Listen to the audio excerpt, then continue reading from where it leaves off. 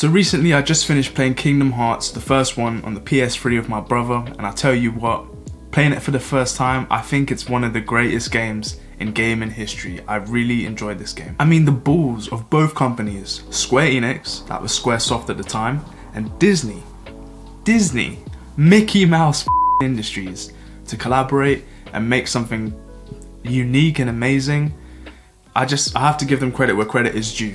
Honestly, like when I saw the first opening sequence of Kingdom Hearts, I was completely hooked, completely mesmerized. Like, what the hell am I witnessing right now? The devs must have been smoking some shit when they were making this. I refuse to believe that they didn't. I refuse. But honestly, like hearing Simple and Clean for the first time with my bro, we were just turning up, getting lit because the tune slapped so hard. It was such like a great way to start the game, establish the tone, and it really took me back to that Y2K era when I was younger, and I love that. It made me feel like I was a kid again, even though I never played the game when I was a kid. I would just watch some of the cutscenes, but I never, I didn't really get games like that. So it was really cool to play it at this age. And like, as I was watching in this opening sequence, I'm like in my head, like imagine what it would feel like to experience this as a kid. Like, it's so trippy. Like, bro, when Sora's having at the beginning, he's like, I've been having these weird thoughts recently. And like the way that the text is going like all over the screen, it just makes it feel like so surreal. And actually a little bit creepy in a way. Like, it was a little, I don't know, it was definitely weird. But I think that's something that the game does really well. And that's like blurred the line between surrealism, but darker tones, but not making it depressing. It's a really, amalgamation of all these elements that create the aesthetic and the vibe of Kingdom Hearts. Just all those elements mixed together, it just makes you feel like you're in a fever dream. But look, I don't want to digress too much. I really like this game and I just wanted to explore some of the elements of this game and to actually figure out why I liked it just through speaking, and yeah, just to figure out what elements really captivated me. So first off, I think one of the reasons why I really like the game is because of the characters. And for that I have to give a lot of credit to Tetsuya Nomura, who designed a lot of the characters in the whole Kingdom Hearts franchise. Like Sora's design with his big brown spiky hair, the big ass yellow shoes, like the red shorts, the keyblade, it's just so iconic, and it really reminded me of iconic characters like a Mario and a Sonic, which is interesting because the game was trying to compete with Mario 64, but it definitely had that protagonist that could compete. And honestly, at times it felt like even shonen-y, like it definitely gave me a lot of Naruto vibes for sure. And throughout the Kingdom Hearts narrative, we essentially see Sora's journey from being this kind of lost, lazy kid who is essentially number two to his friend Riku. He's simping on Kairi heavily, and he's trying to, figure out why he's here and what's his purpose in the world. And although me and Sora have so many differences, I really resonated with his character, and it kind of reminds me of a young me in a way. But throughout the story, it's evident that Sora's had, or Sora has so much heart, and that's evident in the relationships and connections that he forms with characters across the Disney worlds, like Beast or Tarzan, and the main trinity, Donald and Goofy. And again, I gotta give Nomura credit, because the way he designed characters like Mickey, Donald and Goofy, in the way in which he designed them, they fit so cleanly into the Kingdom Hearts aesthetic. And in some of the different worlds, the Trinity would switch costumes, and for the health bar and the bottom right, you would have a different a costume, a different character, And I think my favorite version of that was definitely the Nightmare Before Christmas world, and you got the Trinity just looking hella goth, but they've got this cheeky kind of vibe as well, and I just love it. It's low-key kind of drippy. Sora's drip in that is, yeah. So another reason that I think I really resonated with the game was the music, the soundtrack, the score, whatever you like to call it. And for that I gotta give credit to, I've got their names right here, Yoko Shimomura and Kaoru Wada. The Traverse Town theme will forever live rent-free in my head. Honestly, what a way to start. As soon as you come out of Destiny Islands, straight into Traverse Town, and that theme is so welcoming.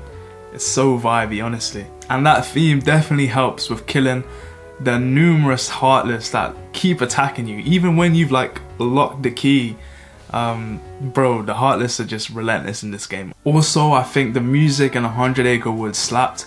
Actually, it's my favorite world in the whole game. You can hate me, I don't care, I really enjoyed it.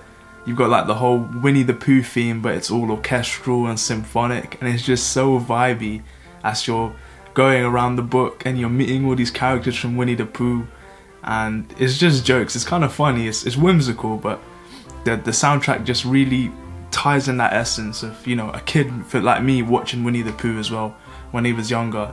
It's just sensational. Honestly, that world is so cool to me. Like, I wish you didn't have to find all the pages. I wish you could just do the world. I love that world so much. On top of that though, you've got that mysterious, devastating, but kind of wondrous score in Hollow Bastion.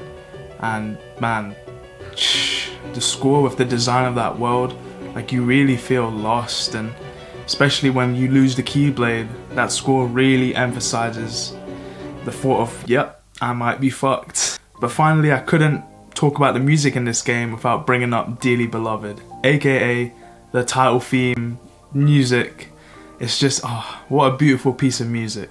The kind of sorrowful, I don't want to say sorrowful, maybe that really melancholic piano with like the waves in the background. It really, you just feel like Sora on Destiny Islands, just like looking up to the sky thinking like, my purpose, what am I gonna do? It's so vibey, honestly. One of the best pieces of music on the piano I've ever heard, truthfully. Like, that piano with the waves, it just makes me feel like super nostalgic about the past. It's like taking me back to some like crazy memories, you know? So of course, I don't think I would like the game if I didn't like the gameplay.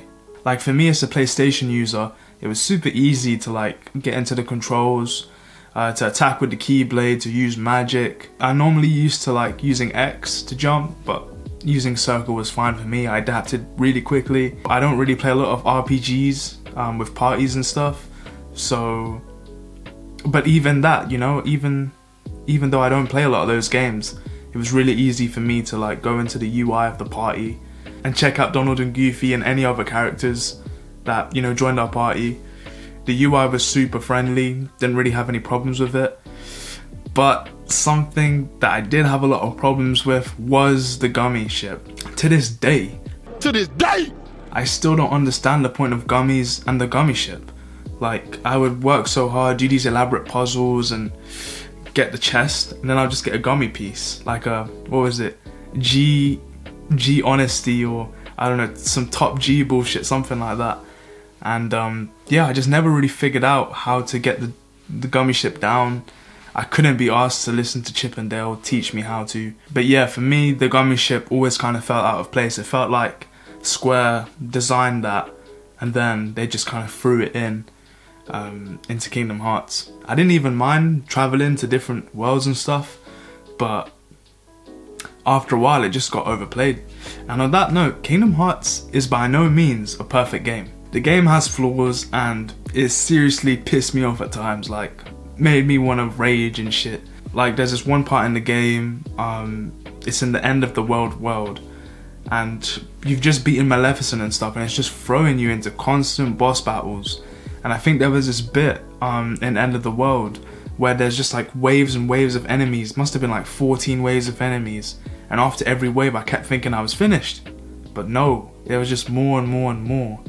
And I had to go into some weird LeBron Game 7 mental state to, you know, finish that. But honestly, by the time I was done with that, my fingers were aching, bro. It was horrible. Like, I hated that a lot. And, you know, on that foot, the game wasn't very rewarding at times. Like, you would be doing, in my opinion, like complex puzzles, or you'd be beating really tough bosses, and the reward just wasn't really good enough. But strangely enough, that's kind of why I like the game. I feel like a lot of games now, whilst there are so many great games, a lot of games now are, difficulty-wise, kind of easy. Like, they don't really push you in the same way that old games do. Apart from Cuphead, but we don't talk about that. Like, me and my bro, we played the game on normal difficulty, but, you know, we still struggled, we found stuff hard.